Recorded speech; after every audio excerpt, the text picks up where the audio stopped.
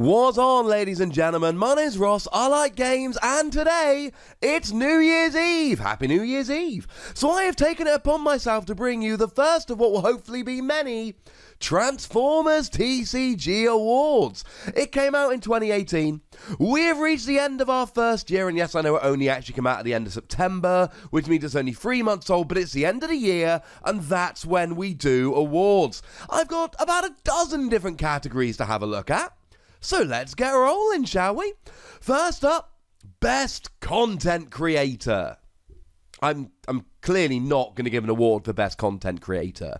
That would be somewhat, well, either I give it to myself and I look like an idiot, or I give it to someone else and I tell you that I'm not making the best content, which I'm trying really hard to try and make sure I do make the best content. So, what I'm going to do instead is I'm going to name you a couple content creators which I think are pretty gosh darn good and worth checking out. The lovely Dan and Dastrup over at TCG Rollout, the boys over at Wreck and Rule, and Vector Sigma, which is a really nice website I've been using for, well, I've been reading their articles, to be honest, and they're pretty gosh darned well written. I would recommend all of those. What I will also say is, if anyone watching this is a Transformers TCG content creator, if you want to plug yourself, do so in the comments. It will be picked up as spam, but I will make sure, if I can at least, I will make sure that it goes through and makes it into the comment section. I want more love between content creators in 2019, even though I hate the phrase content creators. Best Expansion. Wave 1. We've only had one. Hopefully next year this will be a much better category. This year, Best Expansion, Wave 1. But Best Theme Deck, ladies and gentlemen, we've got a couple different options. We've got the Starter Deck, and we've got the Metroplex deck. And I'm going to give this to the Metroplex deck. The reason is I like the Starter Deck, right? And I think the Bumblebee especially can be a really nice card. But you got the 4 exclusive character cards, and it's fine, and it's fun, and it's great for learning how to play, and I bought one, and I would recommend anyone else to buy one. But there's nothing amazing in there. Whereas if you buy the Metroplex deck, you have Metroplex, and it's the only way to get Metroplex and all the characters that deploy under him and all of that. And quite frankly, Metroplex is a very, very good deck, which saw a bit of success at PAX, and actually there's a very strong argument that if you want to take the game seriously, you kind of need a copy of Metroplex. So I think under those circumstances, kind of got to give this award to Metroplex. Worst card. I know we have to do at least one negative, but let's do it nice and early and move on with our lives. It's Sergeant Cup. And I don't say that in a mean way. I've got some love for Cup, but ladies and gentlemen, we all know that Sergeant Cup is the worst card in the game. Makes me a little bit sad. He's become a little bit of a meme. It's not a very good card. There's no skills. The stats aren't terribly impressive. It's not even the best typing. Although I am very tempted to do a video in defense of Cup, looking at how he can be used. Let me know in the comment section if you want me to do that. I did do a video counting down the worst characters and some of the best and all of that. I'll pump links to them in the description. What I will say to you is, I am not just following them, and there will be some surprises if you've watched those videos and are expecting me to just follow suit. But I'm afraid there's no surprise when it comes to Cup. It's not the best faction. It's not got great stats. It's not got any skills, and it's a 7 cost, which is only 1 below the average. No, ladies and gentlemen. Best card that didn't do well, it's Arcee. I did a video very recently about Arcee and how it should be doing better, and I've seen lately that some people have been playing Arcee in a free-wide deck with Insecticon Scrapnel and the amazing Optimus Prime. So maybe there is some life for Arcee yet. And we've seen some blue decks be really, really good. And Arcee's got Pierce, which makes a mockery of blue decks. It's really the bot mode I like about Arcee. It's a 5 cost, making it absurdly cheap. And then you've got Pierce equal to your attack. I think next year, Arcee's not going to qualify for this because Arcee's going to have seen a fair amount of success. Most overhyped card, Grimlock. or the Dinobots in general. That's right, ladies and gentlemen. I was a huge fan of Grimlock, still am, incidentally. Grimlock was the hype card coming out of Wave 1. Grimlock was what everybody thought was going to be ruling the format with Dinobots. And then we got to packs, and Double Primes was good. And Insecticons was good. Metroplex saw a little bit of play. And actually, the more we see testing results, and look, people are still playing Dinobots. But does anyone out there still think Dinobots is the #1 best deck? Because judging by the hype and the posts and the price of Grimlock when Wave 1 came out, that's what everyone thought initially. Now, as we get into all of the best cards, there's going to be some surprise, and this one surprised me. Best action, I'm giving it to Ramming Speed, which I did not see happening. When I did my top 5 action cards, Ramming Speed wasn't on the list. It didn't make the top 5. Ramming Speed allows you to scrap an enemy upgrade. But I've profiled 2 decks that did well at PAX. PAX were the only real tournaments we've had, so to speak, this year. So they are the ones where we're really basing our results on, because that's all we've had. And the Insecticons deck and the Double Primes deck, the only action they played in common was Ramming Speed. That's not the reason it gets best action. It's got the utility. It gets rid of an upgrade. And maybe it's something like Force Field. You all know I like Force Field.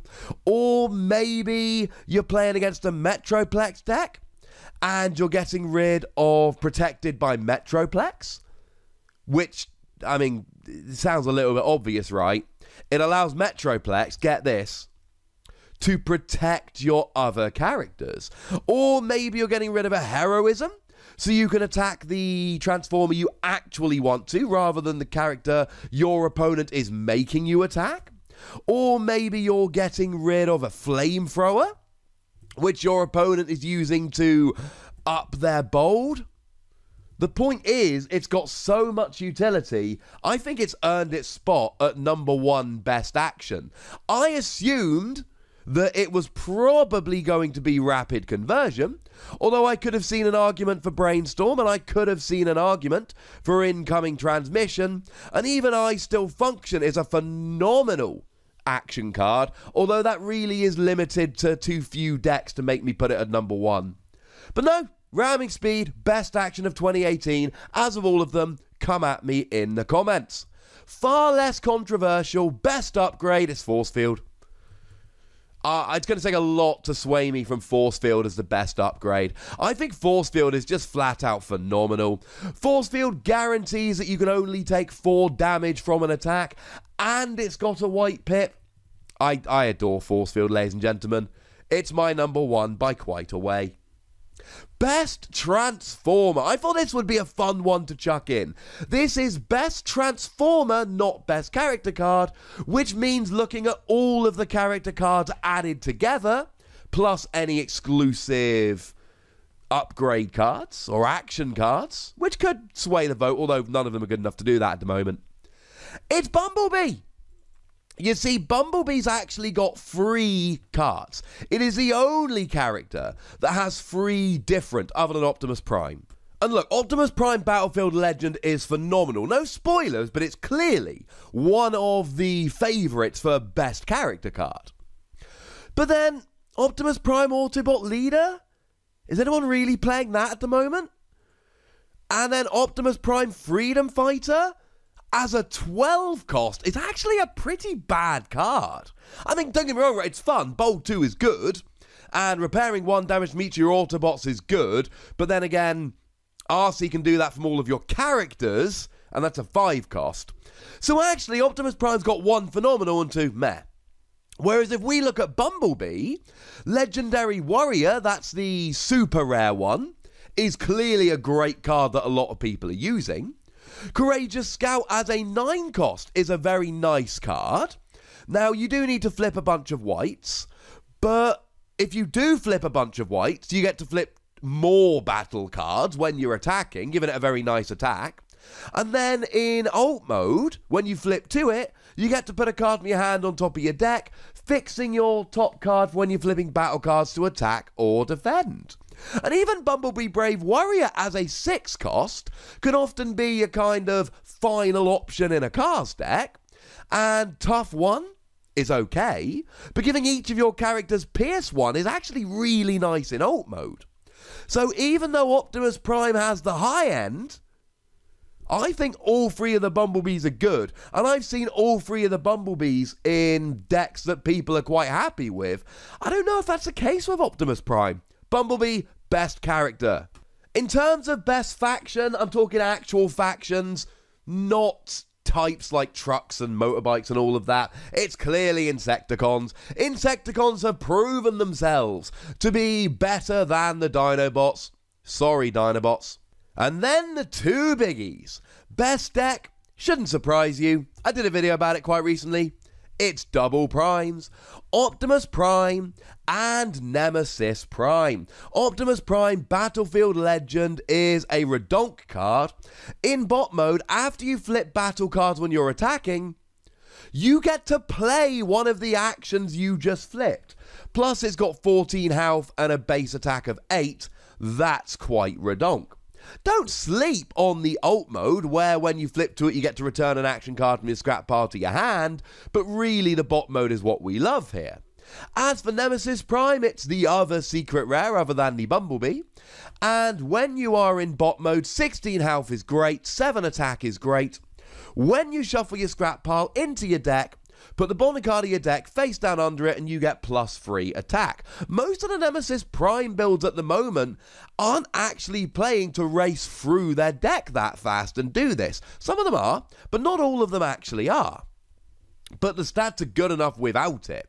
When you're in alt mode, your opponent chooses one of their characters and does 2 damage to it when you flip to alt mode, which is fine, but again, it's the bot mode we're really looking at here. And Nemesis Prime really has just emerged as a partner for Optimus Prime. It's a big smashy deck, and I don't think it's going to be the best deck this time next year, but right now, it absolutely is. And the biggie, ladies and gentlemen, best character card. It wasn't number 1 when I brought you my top 5 character cards, but it is now. You probably guessed, it's Optimus Prime Battlefield Legend. We looked at it a moment ago, so we don't need to go into a huge amount of detail. But Grimlock, as good as it looked and as fun as it looked, with its ability to KO something and then move the damage onto another character, and the fact that it could then give you other Dinobots bold free when you flipped into alt mode, that looked like it might be the best character. Nemesis Prime looked like it might be the best character, but no, turned out it was Optimus Prime all along. And in the first year of the Transformers trading card game, is it not a little bit beautiful that Optimus Prime was the best character? I think so. Those, ladies and gentlemen, are the Transformers TCG Awards 2018. I'm sure that you have some arguments with some of the awards I've given out, in which case, there's a comment section. Might I suggest you go nuts while imploring you? It's New Year's Eve, it's a nice day. Be nice. And of course, if you want to give out some of your own awards for categories that I didn't look at, comment section will be a great place to do that as well. I'm planning on doing this every year, so you know, Transformers TCG better stick around for a few years, because I find this fun.